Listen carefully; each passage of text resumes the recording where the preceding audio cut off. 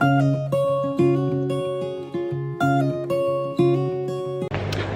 all, if you don't know who I am, my name is Tina and I own Us and Savon Bath and Body in Western Australia.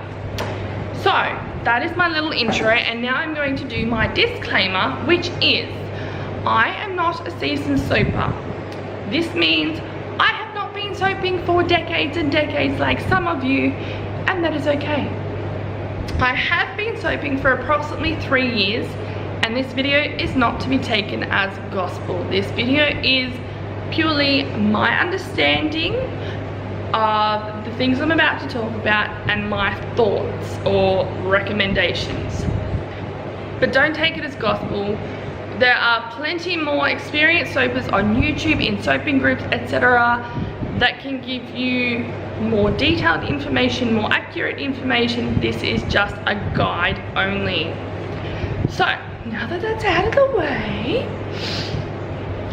I'm in a lot of soaping groups. I'm a soaper with an internet connection, so I use that to my advantage. And I'm sure most with an internet connection are in soaping groups, whether it be Facebook, general blogs, etc. So a question I've noticed come up in the last few days more than normal is from a couple of new soapers saying, can I use my soap straight away? Why do I need to cure my soap? How long does it take to cure? How do I know when it's cured? I'm going to touch base on those 4 things today, hopefully as briefly as possible. So, saponification. What is saponification? Saponification is the chemical reaction that takes the ingredients you've used in your recipe to make soap and transitions it to soap. It's the chemical process. That's the name of it. Saponification can take anywhere from 24 to 72 hours depending again on your recipe, how it is processed, how you store your loaf, for example.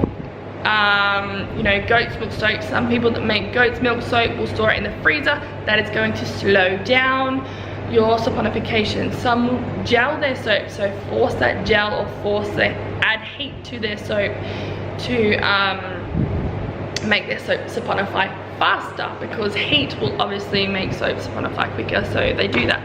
Hot processing is forcing saponification in the crock pot, so you are cooking that soap. You are, when that soap comes out of that crock pot and gets in your mold and that mold cools down, your soap is saponified.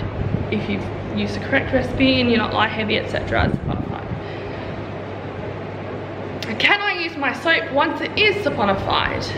Yes, you can, as long as you firstly Zap tests.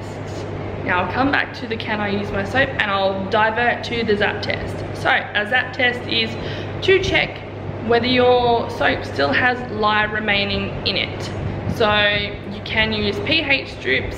Some say it's not reliable. I've never used them, so I can't give you any information on that. There is some drops that you can get to check whether there is still lye remaining. They will turn pink if there is still lye remaining in your soap. Again, I don't use them. I can't give you any information on those. There is a thing called a Zap test that if you've ever stuck your tongue to the top of a 9-volt battery and it gives you that little zap, doesn't hurt you, not going to affect you long term, short term, whatever. It's just a tiny little zap. If you stick your tongue to a bar of fresh soap that you've just cut and it does that same thing, gives you that little zap, your soap still contains lye. You either need to leave it for a further 72 hours and test it again. If you still get a zap, leave it for a week. If after that week you're still getting a zap when you Zap test it, you need to rebatch your soap. I'm not going to go into rebatching now because that video is not about this. This is just a nice short brief video.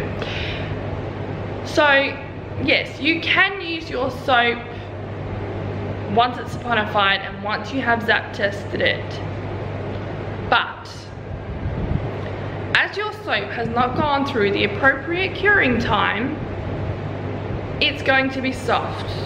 Soft soap does not last as long as cured soap would in the shower, so you're not going to get as many uses out of your bar of soap. To me, that's not economical, mainly for the fact you're spending time making it, you're paying for ingredients to make it, and it's not lasting as long. That's not economical. If you make something, you want to get your money's worth for it. The longer it lasts, obviously, the less money you have to spend because you're not remaking it all the time. So for personal use, even curing is better than using it straight away. Now, if you're planning to sell, put yourself in the customer's shoes. Not literally, you know, just generally speaking. I'm coming to you. I'm going to buy a bar of soap from you that you did not cure. I don't know that, but you didn't cure it. I'm gonna pick the rose and geranium soap, thanks. You sell the soap.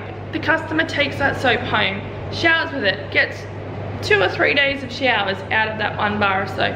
Oh, that didn't last very long. But that soap cost me like $6. Oh, well, I don't think I'm gonna go and pay another $6 for something that's only gonna last me 3 days, when I can go down to the local supermarket and get a big litre bottle of liquid soap for, say, $3. It's gonna last me, you know, a month. Do you really think that they're gonna come back if your soap's not lasting them at least a week or two, maybe two, you know, at least 2 weeks? They're not gonna come back to you if they're not gonna get their money's worth. It's gonna be too expensive over time. Sorry, my chair shifted. I got a bit passionate. So, for yourself, economically speaking, it's not worth not doing a curing time. Doing a curing time. And if you're selling, it's not worth ruining your reputation over having a product that does not last. Don't screw yourself over before you've even begun.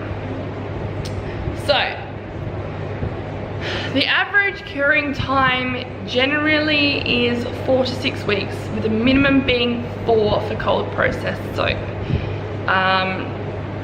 Again, variations come with things such as water discounts, pardon me, and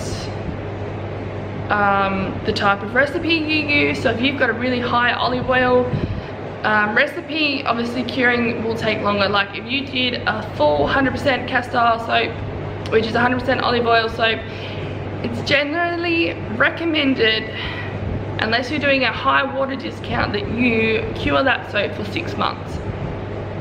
It becomes a better soap, it's milder, it's not as slimy. I'm not going to go into any more detail because if you want to know about castor oil soap, you can just go and look that up. So, you know, the curing time is going to vary. I would aim for 6 weeks, but if, you know, it's cured in 4, then you're fine to go ahead and, you know, label it and wrap it and do what you want with it. How do you know it's cured? Again, if you've given it the 6 weeks time it needs, it should be fine. Probably the most accurate way to tell if your soap is cured is to weigh it. Now, you get yourself a set of scales, get yourself a set of scales. On the day you cut your soap, weigh your soap. 1 bar, pick 1 bar out of your batch. That is gonna be your bar to check. I know there's your control bar, that's the word I was looking for. That is your control bar. Stick it aside, out of the way, away from everything else. Take that 1 bar, weigh it on the day you cut it. Write down what it weighs. And then you may either do it daily or weekly, so repeating that process. Weigh that bar either daily or weekly. When that bar stops losing weight, your bar is cured. You can safely assume the loaf that you did with that bar is cured also. So then you're fine to package, etc. Now, I'm sure there's other ways. I don't really do other ways, so this is the way I check if my bar's cured. Also, I test how hard it is. My bars, because I do a water discount and because of the oils I use, it's super solid bar. So, yeah. Again, that's all going to vary, and I'm sure there's other ways, and I'd probably go into it more, but I'm trying to keep this video very brief. Okay, so I'm going to run over this again just in dot points because it's now 10 minutes. So saponification is the process that takes you from your ingredients, you've mixed it all up, and then it becomes soap. That's saponification. Saponification takes roughly 24 to 72 hours. This varies on your recipe and how you're storing your soap in the mold, etc. Curing It's up to you, honestly. It's personal choice. It's recommended highly for economical reasons, and the soap becomes more mild, it's harder, it's gonna last longer. If you're selling, I highly, highly, highly recommend you cure for at least 4 to 6 weeks. Zap test. Zap test your soap after 72 hours. That will tell you roughly if it's saponified. If you get a zap, it's not ready, try again after another 72 hours. If it still zaps, try again after a week. If it's still zapping after a week, you need to rebatch. How do you know if it's cured? You can weigh it daily, weigh it weekly. When it stops losing weight, then you're good to go. Now, actually, one thing I forgot to mention back to curing is a process of water evaporating from your soap. So it's not to get rid of lye. If you've still got lye in your soap, no amount of waiting is going to get rid of that. If it's lye heavy, you need to rebatch. It's just getting rid of the excess water out of your soap that you used when you made it. Hence why some people water discount, and so less water is used, so it doesn't have to cure as long. So some people will cure for 4 weeks. I hope I've been clear about my points in this video. I hope I've not confused anybody. And if I've got any of this information really incorrect, please comment below and let me know. As I said, this is not to be taken as gospel. This is just my understanding of the process. I hope that's helped. Give it a thumbs up if you thought, if you liked this video, and leave me a comment below, let me know what you thought. And if you haven't already, then hit the button below and subscribe. See ya!